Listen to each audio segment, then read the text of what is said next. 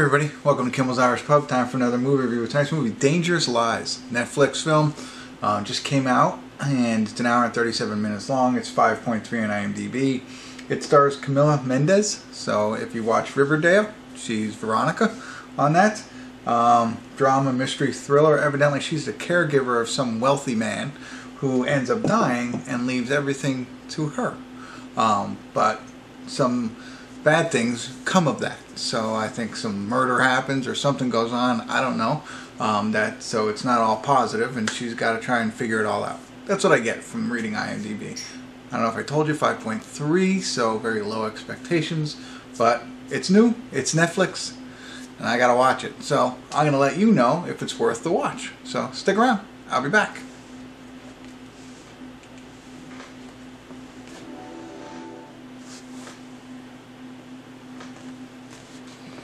Hey everybody, we're at the credits of Dangerous Lies. No check-ins tonight for kind of a reason. So really, I'm watching this movie and it gets to the 1 hour and 11 minute mark. That means there's only 26 minutes left in the film. And that's when I found, like, okay, there's something I could share with you. For the first hour and 11 minutes was just really what the IMDb synopsis told us. She's a caretaker for a very wealthy man, or I don't know, who ends up dying, and then leaves her and her husband, or leaves her the house, and you know, I guess everything that's in it. I don't know. And she was only being his caretaker for 4 months, and so of course that brings a lot of questions in about, you know, hey, you know, was she involved in his death? The fact that he just left to where he has no family or nobody else, and you know, there's things with the will, so there's, you know, it looks a little shady on her part that she gets left all of this. And meanwhile, there's also some other people snooping around the house. Cam, I forget, he was played by, I gotta try and say his name here, Cam Gigandit. You know, he's a good, really good villain in a lot of different movies. He was in Twilight. Never Back Down was a good one. If you ever saw that one, there's a popular. Well, anyway, I won't talk about that. He's I think he was in the OC too, but he's a pretty good villain. Anyway, he's snooping around as a realtor, that kind of thing, and we got detectives involved looking into all of this, and that's really, you know, the first hour and 11. The husband, who's played by Jesse T. Usher, he, you know, they were really in debt prior to this, and now they come into this windfall, as they refer to it, and of course his eyes light up with the dollar signs like in the cartoon, and he can't stop buying things and doing stuff, and you know, she's like, let's calm down, let's let the will settle it out, all that kind of stuff, because they say it'll take 3 months, whatever. So, you know, the whole first part, that's it, right? That's an hour and 11 minutes, and it's actually, it drug on so much. It's only an hour and 37 minute film, but it felt longer because of that whole, we already know all this, you know what I mean? Like, you read that and you know what this whole part's about. I was on my phone for a lot of it. It's not till around like 20 minutes left in the film that things start to spice up a little bit. Otherwise, there's not much else. They try a lot of misdirection kind of things. They leave some open holes.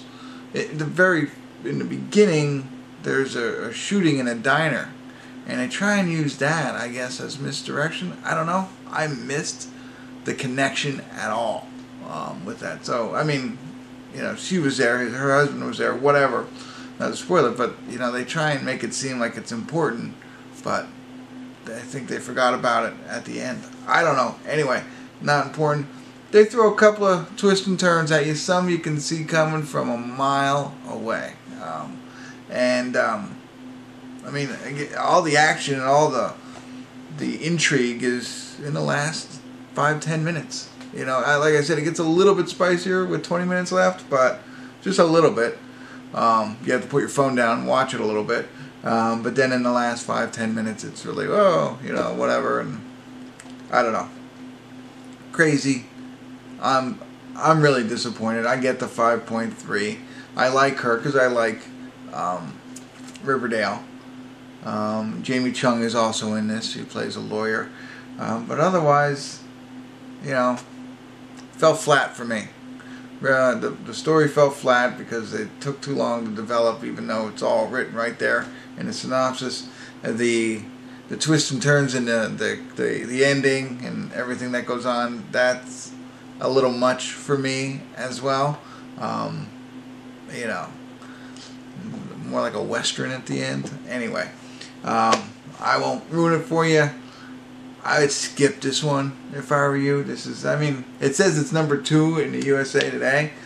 Like, that shows you how little movies we have out right now. And I think that's why. I think people are like, oh, Dangerous Lies. I know this actress. Let's go check it out. And I would have to recommend that you don't. I mean, but what else are you going to watch, right?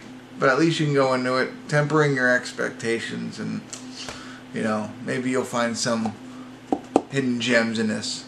Wink, wink. You'll see what I mean if you do watch it. That I didn't see. So, I don't know. Sorry. Hopefully I'm helpful. I know it's hard to say don't watch it when you don't have anything else to watch. But a strong thumbs down for me on this one. And I'm in the 5-4 range. I'm disappointed.